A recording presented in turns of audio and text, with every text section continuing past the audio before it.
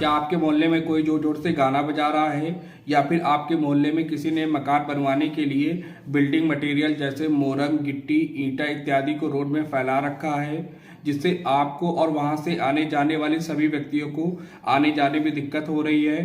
या फिर किसी व्यक्ति ने कोई ऐसा कार्य किया है जिससे आपको और आपके परिवार को परेशानी हो रही है, इसके साथ साथ औरों को भी परेशानी हो रही है? तो दोस्तों ऐसे में क्या कानूनी कार्रवाई उसके अगेंस्ट की जा सकती है? यदि दोस्तों आज का सवाल आपका ये है तो यह वीडियो आपके लिए बहुत महत्वपूर्ण है। यदि आपका सवाल ये नहीं है तो भी यह वीडियो आपके लिए बहुत महत्वपूर्ण है, क्योंकि आपको ये जानना बहुत ज़रूरी है, क्योंकि भविष्य में कभी भी कोई ऐसी घटना घटित होती है तो आपको पता होना चाहिए कि क्या कानूनी कार्रवाई आप इसके अगेंस्ट कर सकते हैं। दोस्तों आज के इस वीडियो में हम इन्हीं सभी विषयों पर चर्चा करेंगे। आइए दोस्तों जानते हैं।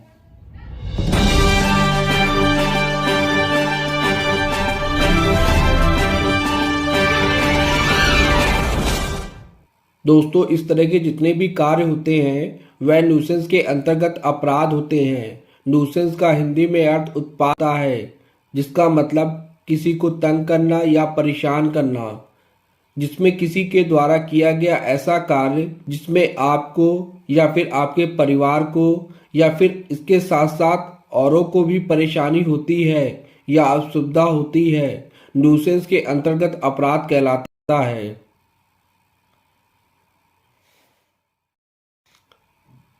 दोस्तों न्यूसेंस दो प्रकार के होते हैं, पहला प्राइवेट न्यूसेंस, दूसरा पब्लिक न्यूसेंस।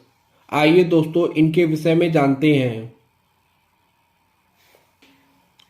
प्राइवेट न्यूसेंस उसे कहते हैं जब किसी के द्वारा किया गया ऐसा कार्य जिसमें सिर्फ आपको या आपके परिवार को परेशानी होती है या असुविधा होती है, प्राइवेट न्यूसेंस का अपराध कहलाता है। जबकि उस कार्य से यदि आपको और आपके परिवार के साथ साथ औरों को भी परेशानी होती है तो वह कार्य पब्लिक न्यूसेंस के अंतर्गत अपराध कहलाता है। आइए दोस्तों कुछ उदाहरण देखकर समझते हैं। यदि आपके पड़ोस में कोई जोर जोर से हाई वॉल्यूम में डीजे बजा रहा है जिससे सिर्फ आपको परेशानी हो रही है, असुविधा हो रही है, या फिर आपके परिवार को परेशानी हो रही है, असुविधा हो रही है, तो यह अपराध प्राइवेट न्यूसेंस के अंतर्गत कहलाएगा। लेकिन आपके पड़ोसी के डीजे बजाने से आपको तो असुविधा हो रही है, परेशानी हो रही, आपके परिवार को या फिर असुविधा हो रही, परेशानी हो रही है, इसके साथ साथ आपके मोहल्ले में रहने वाले अन्य लोगों को भी परेशानी हो रही है और असुविधा हो रही है, तो इस तरह का अपराध पब्लिक न्यूसेंस के अंतर्गत कहलाएगा।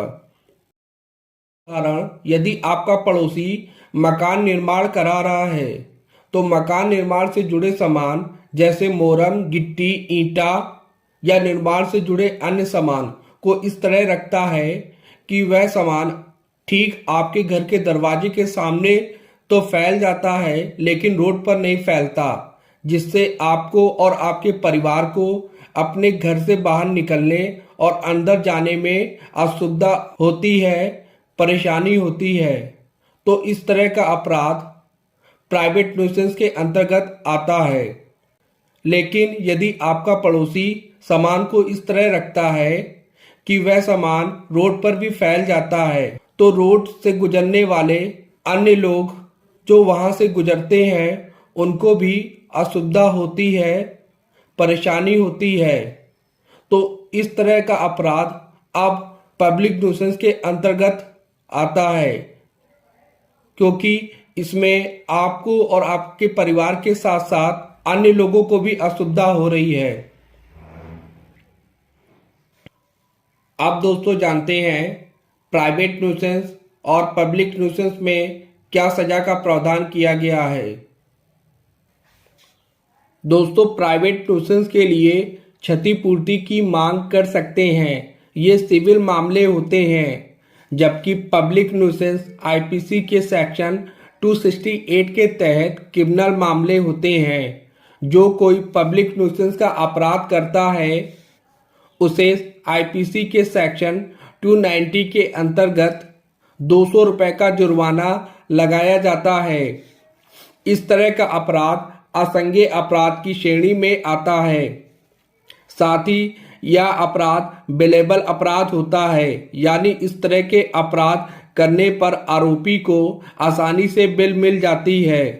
साथ ही गैर समझौतावादी अपराध होता है। इस तरह के अपराध में समझौता नहीं किया जाता है।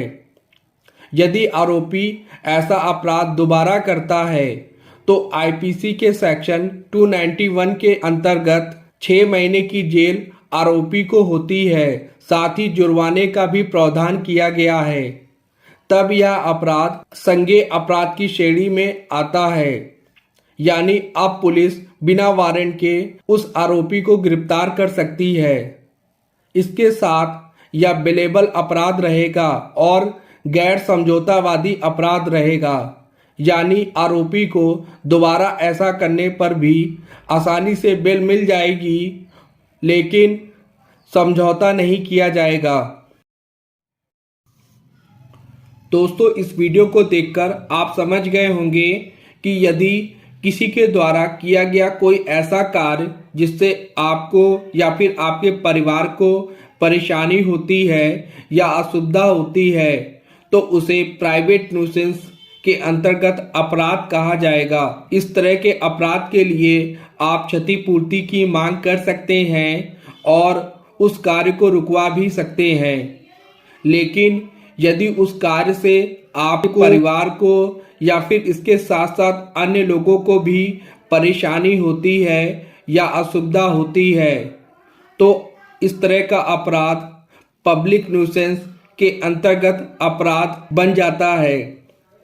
तब इस तरह के अपराध के लिए उस आरोपी के खिलाफ आप आईपीसी के सेक्शन 290 के अंतर्गत उसे 200 रुपये तक का जुर्माना लगवा सकते हैं। यदि वह आरोपी इस तरह का अपराध दोबारा करता है तो आप उस आरोपी को आईपीसी के सेक्शन 291 के अंतर्गत 6 महीने तक की जेल और जुर्माना लगवा सकते हैं। दोस्तों, उम्मीद करता हूँ यह वीडियो आपको बहुत अच्छा लगा होगा। यदि दोस्तों यह वीडियो आपको अच्छा लगा तो इस वीडियो को लाइक करें और शेयर करें। साथ ही चैनल को जरूर सब्सक्राइब करें, जिससे आने वाले वीडियो की जानकारी आपको मिलती रहेगी।